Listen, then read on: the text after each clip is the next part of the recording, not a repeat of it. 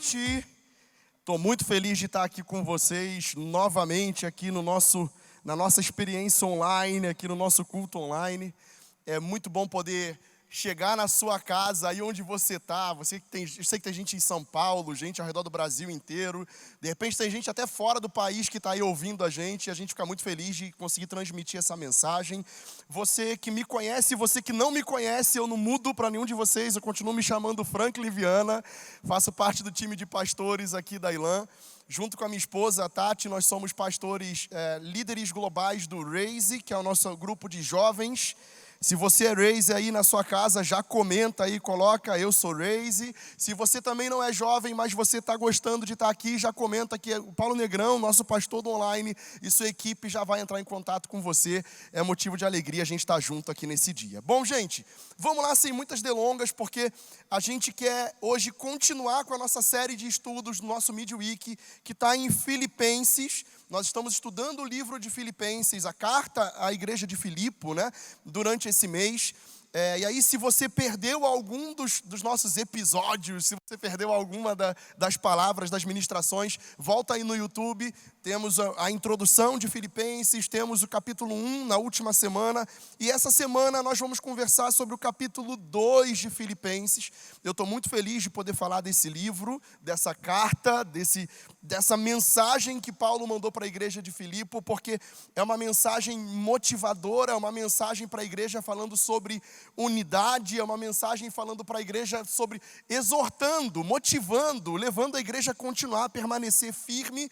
E isso é motivo de alegria para nós hoje, porque essas mesmas palavras continuam nos motivando e nos levando para perto do nosso propósito.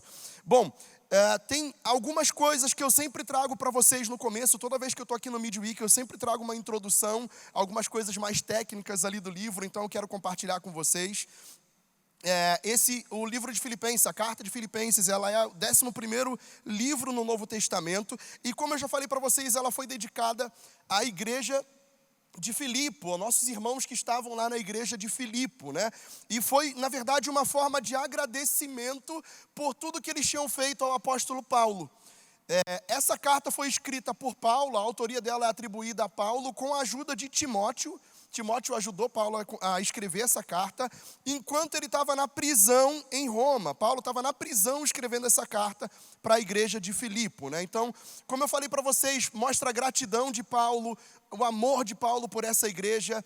Tem muita coisa legal, mas principalmente, Paulo instrui toda a igreja a serem unidos, a agirem, servirem com humildade e amor, relembrando o que Cristo tinha feito por eles. Então é um memorial de Paulo, é uma lembrança, olha, o que Cristo fez por nós, vamos lembrar disso, sejamos gratos, vamos nos motivar em amor, em unidade. E então, aproveitando esse capítulo 2 da carta de Filipenses hoje, eu quero trazer para você que está aí ouvindo a nossa mensagem, 2 princípios para viver uma igreja saudável nessa noite. Então, o primeiro dos princípios que eu quero trazer para vocês é o princípio da unidade.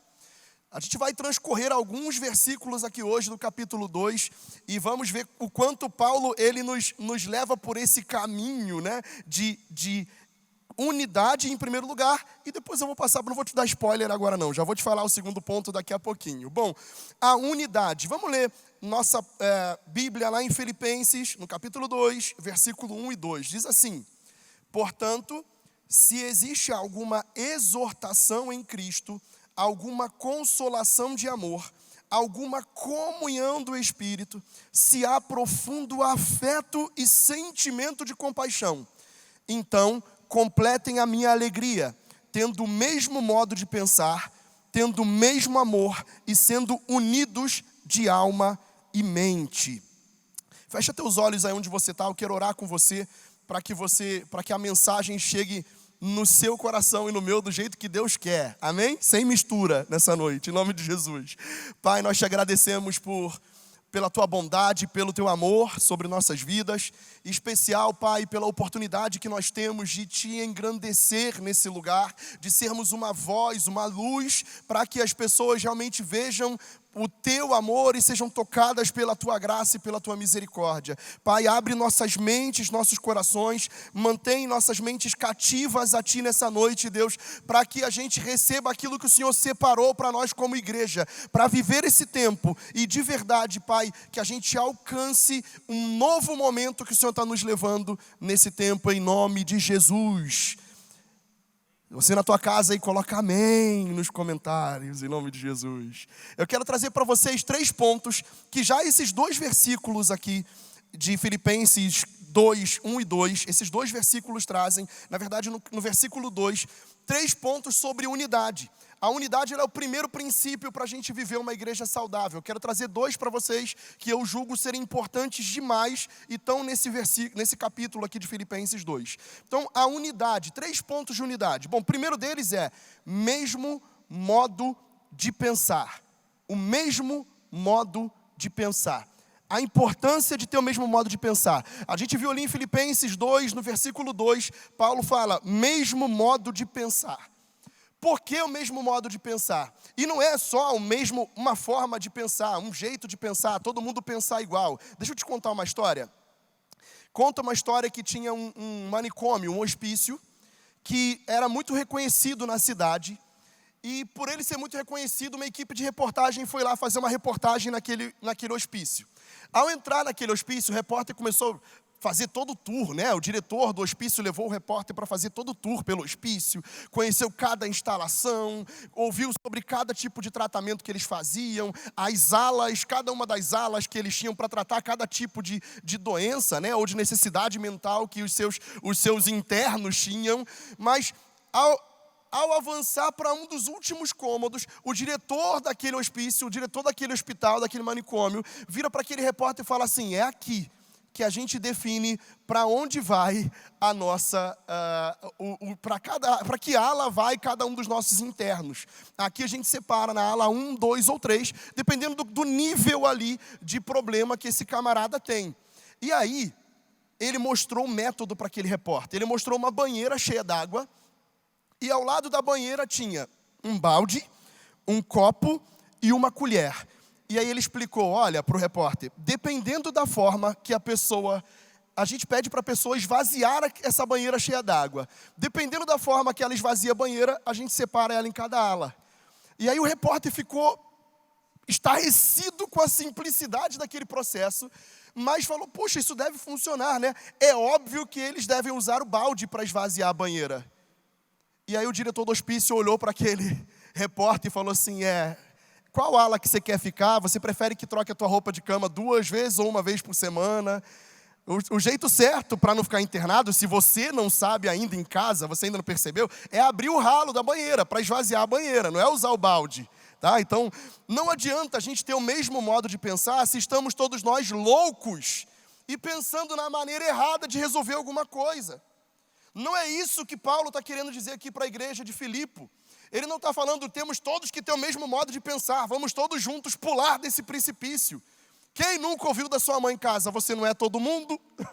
Se todo mundo pular do precipício, você também pula? E é óbvio que, quer dizer, eu acho que a maioria de nós, né, você está aí e comenta se você tem alguém que pula. A maioria de nós diria não, nós não somos loucos, nós não pularíamos porque o outro também está pulando. A verdade é que o que Paulo está querendo falar aqui com a gente é que não adianta só pensar do mesmo modo se a gente não está pensando no que é correto. Olha o que diz aqui a palavra em Colossenses, na carta que Paulo escreveu para a igreja de Colosso, falando no capítulo 3, versículo 1 e 2. Olha aqui, portanto, se vocês foram ressuscitados juntamente com Cristo, busquem as coisas lá do alto, onde Cristo vive assentado à direita de Deus.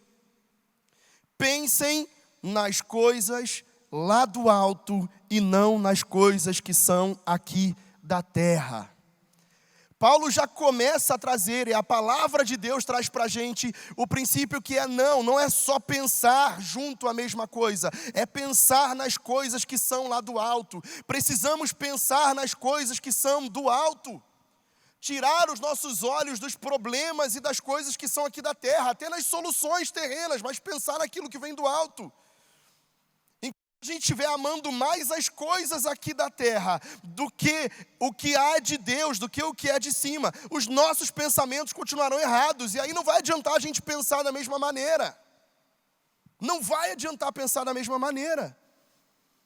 A gente não pode amar mais as coisas desse mundo. E aí, eu quero ler um outro versículo com vocês que está em 1 João, capítulo 2, do versículo 15 ao versículo 17, que diz assim: não amem o mundo, nem as coisas que há no mundo. Se alguém amar o mundo, o amor do Pai não está nele. Porque tudo que há no mundo, os desejos da carne, os desejos dos olhos e a soberba da vida, não procedem do Pai, mas procede do mundo. Ora, o mundo passa, bem como os seus desejos, mas aquele que faz a vontade de Deus permanece para sempre. Uma das primeiras vezes que eu li essa passagem que diz não ameis o mundo, eu me senti confrontado com essa frase. Eu estava lendo um livro para um seminário que eu estava fazendo, e o nome do livro é Não Ameis o Mundo, do autor Watchman Nee. E ao começar a ler aquele livro, eu me deparei com essa realidade, não ameis o mundo, escrito aqui. E aí, talvez como eu, você pode se perguntar, mas espera aí, como é que pode o mesmo Deus, que falou que Ele amou o mundo de tal maneira, que deu o seu único Filho, para que todo aquele que nele crê não pereça, mas tenha vida eterna, esse mesmo Deus fala para mim, não ameis o mundo, não ame o mundo, nem as coisas que no mundo há. Mas espera aí, não foi Deus que criou todas as coisas? O que acontece aqui, querido, é que Deus não estava falando da criação em si, mas estava falando do sistema mundano, não do cosmos, não do planeta, não dos animais, da criação que Ele viu que era boa quando Ele fez. Mas Ele estava falando do sistema mundano, desse tripé que sustenta esse sistema mundano, o desejo da carne, o desejo dos olhos e a soberba da vida. Esse continua sendo o mesmo tripé, o mesmo que Satanás usou para tentar Eva lá no Éden. O mesmo que Satanás usou para tentar Jesus no deserto, depois que ele foi batizado. O tripé que sustenta o sistema mundano. Desejo da carne, desejo dos olhos e a soberba da vida. Ele está falando, não ameis o mundo nem o que nele há. Então, querido, enquanto a gente estiver com amor nas coisas do mundo, no sistema mundano, nos desejos da nossa carne, aquilo que a gente olha e nos atrai, a soberba que a vida dá, ou em outras versões, a ostentação de bens, isso vai continuar fazendo a gente pensar na coisa errada. E isso precisa mudar. Certa vez eu estava dando aula na escola bíblica para um grupo de adolescentes. E a gente estava falando sobre o plano de salvação e o céu para esses era pré-adolescentes. E no meio da nossa aula eles começaram a fazer algumas perguntas. E aí eu me surpreendi quando algumas perguntas do tipo: no céu vai ter hambúrguer? No céu vai ter videogame? No céu vai ter... Eles estavam pensando em um monte de coisas que faziam bem para eles, ou que eram gostosas aos olhos deles. No céu vai ter sorvete? Eles estavam pensando nos seus prazeres aqui nessa terra e querendo saber se eles teriam o mesmo prazer quando eles fossem para o céu. Você quer saber o que eu respondi para eles? Eu não vou te falar, na próxima oportunidade eu falo. Fica aí com... Vou deixar você curioso. Mas a verdade é que, enquanto a gente estiver condicionado a pensar naquilo que é benefício próprio para nós, a gente não vai conseguir pensar da mesma maneira. Não tem como pensar da mesma maneira, porque o que faz bem para mim não faz bem para você, de repente. O que é prazeroso para um pode não ser prazeroso para outro. O que é bom para um não é bom para outro. Por exemplo, eu como torcedor do Vasco sou muito criticado. Eu sei que eu sofro, eu sei que eu sou sofredor por ser torcedor do Vasco. Mas para mim, eu gosto. É o meu time, eu torço para ele desde novo. Mas presta atenção nisso, enquanto a gente estiver condicionado a pensar naquilo que nos traz benefício próprio, a gente vai continuar sem conseguir pensar do mesmo modo. Então, no que a gente deve pensar então? Filipenses, no capítulo 4, versículo 8, dando spoiler aqui de 2 cultos à frente. Finalmente, irmãos, tudo que é verdadeiro, tudo que é respeitável, tudo que é justo, tudo que é puro, tudo que é amável, tudo que é de boa fama, se há alguma virtude Se há algum louvor, seja isso que ocupe o pensamento de vocês.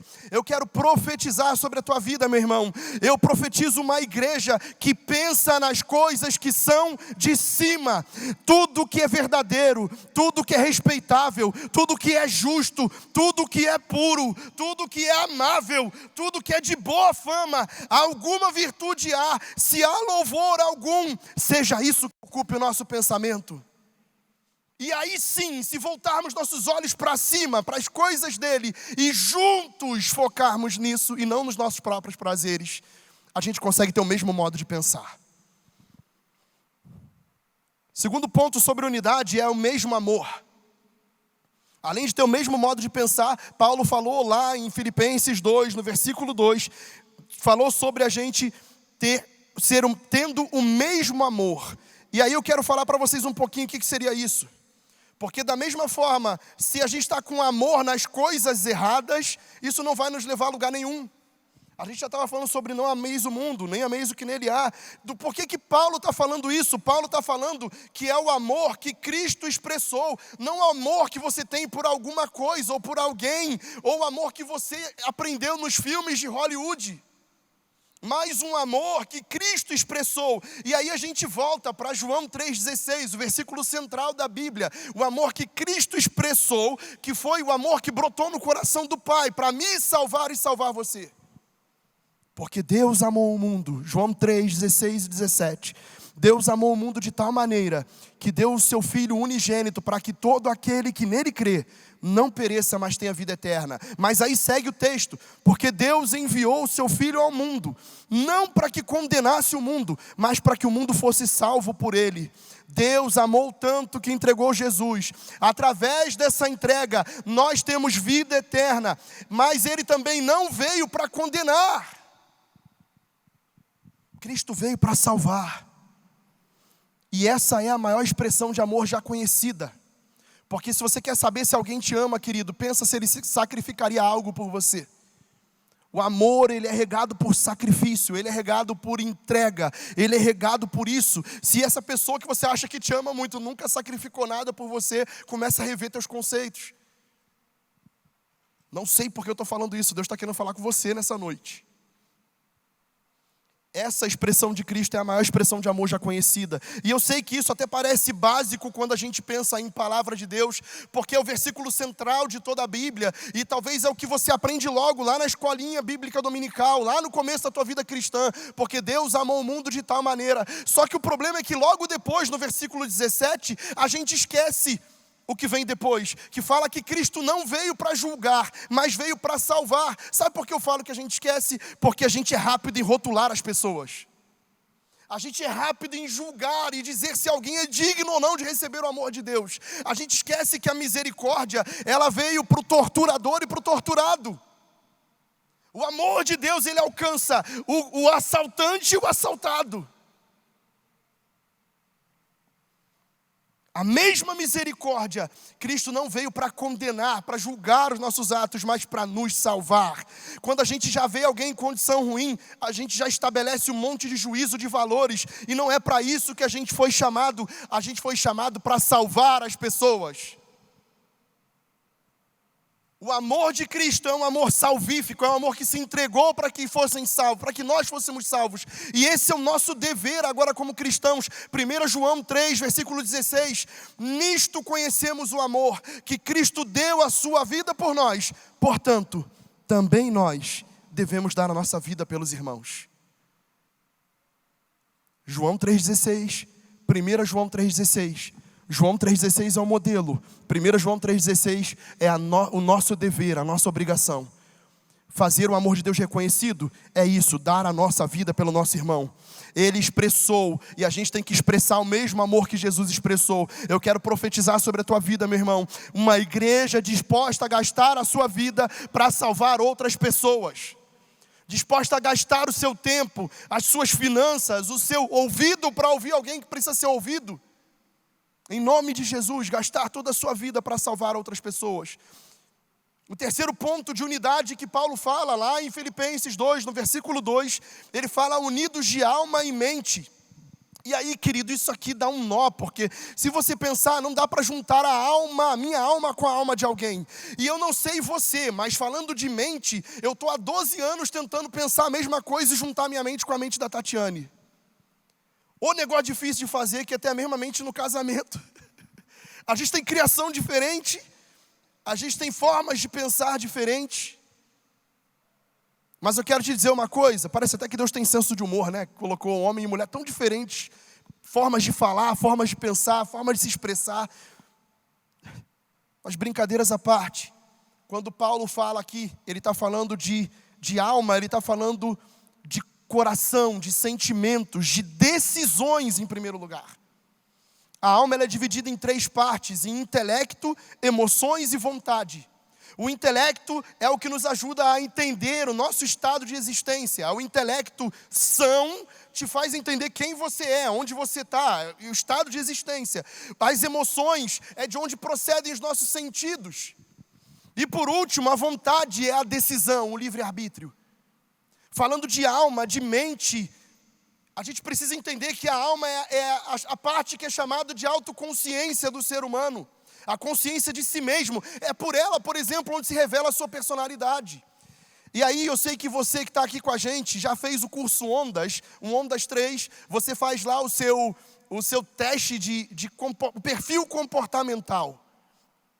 E falar de comportamento, tem uns que são dominantes, outros que são influentes, outros que são estáveis e que bom que todos nós não pensamos do mesmo jeito e não somos todos iguais. Imagina todo mundo tentando dominar e apontar para onde vai, todo mundo tentando influenciar um ao outro. A gente ficaria rodando em círculos e nunca conseguiríamos chegar em lugar nenhum.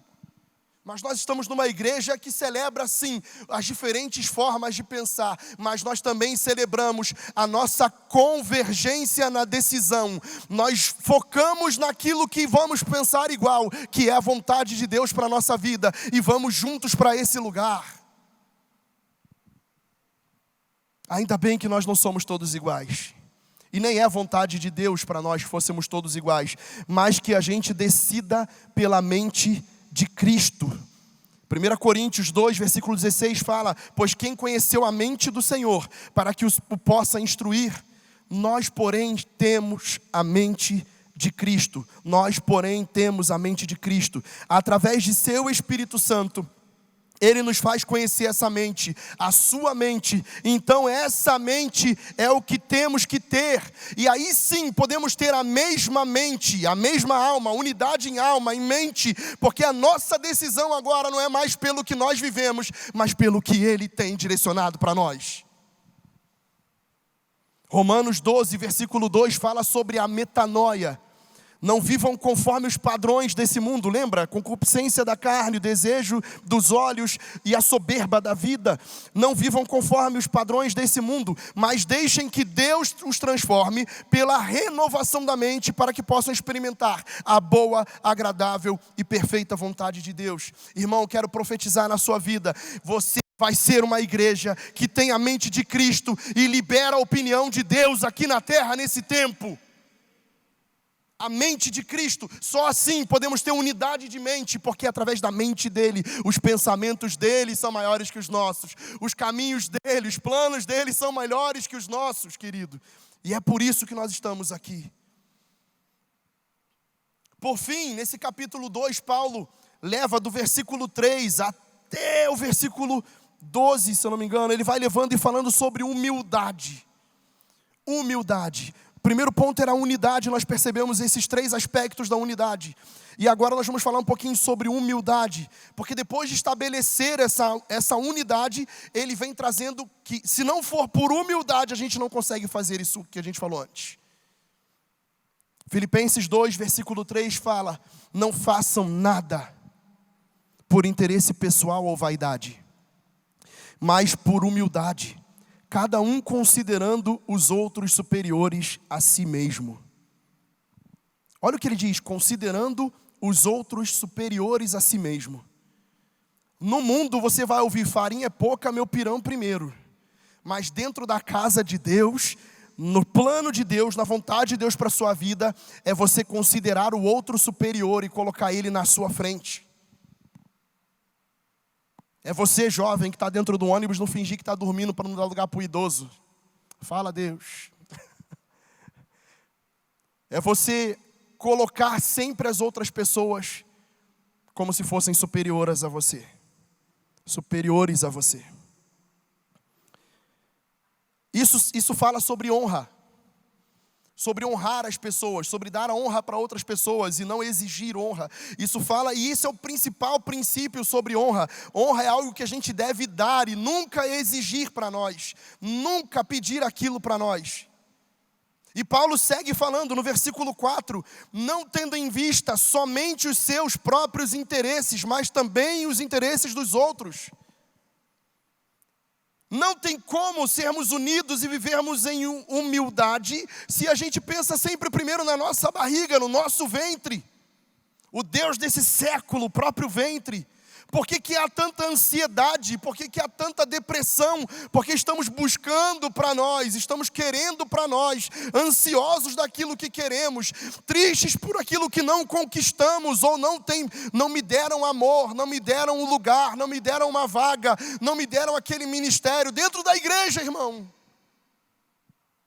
Se chamaram outra pessoa, amém, Deus está levantando, ore por ela. Agora o sentimento, por que não eu?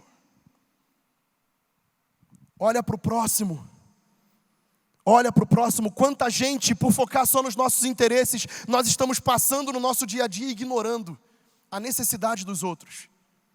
Deixa eu te falar uma coisa, o contrário de amor não é ódio. O contrário de amor é indiferença. Se você é indiferente com a dor do próximo, você não está amando. O amor de Cristo não está em você, querido. Não pode, não tem como estar. A palavra fala, não tem como ter em vista somente os nossos interesses, mas focar no interesse dos outros também. Olha o versículo, Provérbios, o que diz Provérbios 21:13. Quem tapa os ouvidos ao clamor do pobre, também clamará e não será ouvido. Há uma promessa dentro da palavra. Isso é uma promessa. Só que a gente só foca na promessa daquilo que vai trazer coisa boa para a gente. Mas a palavra de Deus diz, se você tapar o ouvido para o clamor de um pobre, você vai clamar e também não vai ser ouvido. E a gente talvez está perguntando, Deus, o Senhor não está me ouvindo. Eu estou falando, o Senhor não está me ouvindo. De repente tem gente ao teu redor clamando e você está tapando os seus ouvidos, pensando no seu interesse. Querido, se você olhar para o outro, se você focar na necessidade do outro, deixa eu te falar por experiência pessoal, Deus vai suprir as suas necessidades. Enquanto você olha para as coisas de Deus e para os pequeninos dele, Ele vai trazer para você a tua vitória. Porque você está olhando para os outros. Agora deixa de olhar. A palavra garante, se você tapar os ouvidos ao clamor do pobre, também clamará e não será ouvido. A gente não pode ignorar os interesses dos outros. Se a gente fizer isso, a gente também não vai ser ouvido, não vai ser visto. Filipenses 2, aí no versículo 5, ele vem falando, tenham entre vocês o mesmo modo de pensar de Cristo Jesus, que mesmo existindo na forma de Deus, não considerou ser igual a Deus. Algo que deveria ser retido a qualquer custo. O bom de ver isso aqui, o que ele está falando sobre não se considerar ser algo grande, ou não se considerar ser Deus, e ele se humilhar e se reduzir, ele já tinha falado isso, parecido com isso para os discípulos, lá em Mateus 23, versículo 11 e 12, ele fala, mas o maior entre vocês será o servo de vocês. Mateus 23, versículo 12 agora, quem se exaltar será humilhado, e quem se humilhar será exaltado. E nos próximos versículos aqui, ele começa a mostrar isso, ele começa a trazer isso. Em Filipenses, ele vai mostrar nesse versículo, Paulo fala sobre isso, o quanto Cristo foi se humilhando e o quanto Deus o exaltou. A gente vai ver sobre isso, porque ele mostrou um princípio, ele ensinou um princípio para os discípulos e ele foi lá e cumpriu esse princípio. E por causa do que ele fez, nós hoje temos vida. Olha o que diz ainda em Lucas 14, versículo 7, a partir do versículo 7. Reparando como os convidados escolhiam os primeiros lugares, Jesus contou-lhes uma parábola. Olha aqui, Está falando sobre uma festa e as pessoas não darem o lugar de honra para os outros, mas quererem os primeiros lugares para ela. Correrem lá e falarem: farinha pouca, meu pirão primeiro, eu primeiro. E aí Jesus continua falando no versículo 8 de Lucas 14. Quando alguém convidá-lo para um casamento, não sente no lugar de honra, pois pode haver um convidado mais importante do que você. Então aquele que convidou os dois dirá a você: dê o lugar a esse aqui. Então você irá envergonhado ocupar o último lugar. Pelo contrário, quando alguém convidá-lo, vá sentar no último lugar, para que quando vier aquele que o convidou, diga a você: amigo, venha sentar num lugar melhor. Isso será uma honra para você diante de todos os demais convidados, porque todo que se exalta será humilhado, e o que se humilha será exaltado. Deixa eu falar uma coisa para você, querido. Princípios que estão nesse lugar, nessa passagem. Se você se promove, não se sustenta por muito tempo. Se você se autopromover, você vai ter que sustentar com a força do teu braço, amado. E você não vai conseguir manter isso por muito tempo. Agora, quando Deus te promover, quando Deus promover você, quando você deixar Ele te promover, Ele te coloca no lugar de honra. E o que sustenta isso é a palavra dele para você. Qualquer um pode querer tirar você de lá, mas você vai dizer: foi Deus que me colocou aqui, e só uma palavra dele me tira desse lugar. Aqueles que se humilham, você vê a atitude que Cristo ensina nessa parábola: senta no último lugar, deixa um lugar de honra para os outros, porque se alguém, o dono da festa, te chamar e te colocar lá na frente, isso vai ser honra. Agora, se você se promover e você for tirado desse lugar, querido, que desonra vai ser para você. Cristo podia falar isso porque ele sabia do plano, sabia do que faria. Em Filipenses ainda, a partir do versículo 7, mostra que quanto mais ele diminuiu, quanto mais ele desceu em humildade, o Senhor o exaltou. Versículo 7 fala: pelo contrário, ele se esvaziou, assumindo a forma de servo, tornando-se semelhante aos seres humanos. E reconhecido em figura humana, ele se humilhou, tornando-se obediente até a morte, e morte de cruz. Tem alguns passos que Jesus deu, alguns degraus que ele foi descendo aqui em humildade, para que Deus pudesse o exaltar. Primeiro ele se esvaziou, e eu quero liberar sobre a tua vida: deixa tudo para trás. Um copo cheio não tem como ser cheio de Deus. Se esvazie de você mesmo. Diminua, deixe tudo para trás: conhecimento, tempo de ministério, tempo de as tuas experiências certas ou erradas, as fórmulas, deixe tudo para trás, se esvazie. Cristo assumiu a forma de servo, o segundo passo dele em direção à humildade. Quero te dizer, irmão, sirva a todos, tome o lugar de serviço, sirva a todos. A palavra diz que o terceiro passo, ele se tornou semelhante aos homens. Querido, caminhe junto, chore com quem chora, alegre-se com quem se alegra, torne-se semelhante às pessoas, junte-se a elas. A palavra diz que o quarto passo que ele deu foi se humilhar. Ele se humilhou. Querido, considere os outros superiores a você mesmo, eles superiores a você, se humilhe. Ainda obedeceu até a morte. Obedeça, querido, em primeiro lugar. Se Cristo te deu um direcionamento, saia daquele lugar com uma coisa: se você obedecer, Ele vai te honrar, querido. Nós precisamos ter isso. O último passo, ele obedeceu, e também não foi só obediência, ele obedeceu até a morte. E morte de cruz. Mate a sua carne nesse dia. Se esvazie, sirva, esteja próximo, se assemelhe aos seus irmãos, sinta a dor, tenha empatia por eles. Se humilhe, obedeça e mate a sua carne, porque foi por isso que Deus exaltou Jesus sobremaneira. No versículo 9 diz assim: por isso também Deus o exaltou sobremaneira e lhe deu um nome que está acima de todo nome, para que ao nome de Jesus todo joelho se dobre, nos céus, na terra e debaixo da terra, e toda língua confesse que Jesus Cristo é Senhor, para a glória de Deus Pai. Aí na sua casa, querido, eu quero te convidar a você fechar os seus olhos. Eu quero orar junto com você nessa noite. Se você quer viver uma vida de unidade e humildade, você quer aprender esses princípios, eu quero orar por você.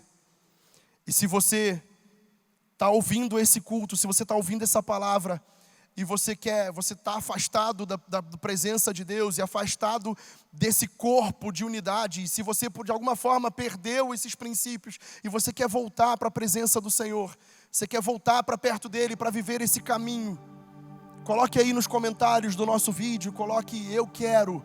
Se você quer receber Cristo como teu Salvador, se você quer dizer isso pela primeira vez, coloca aí no online, eu quero Cristo.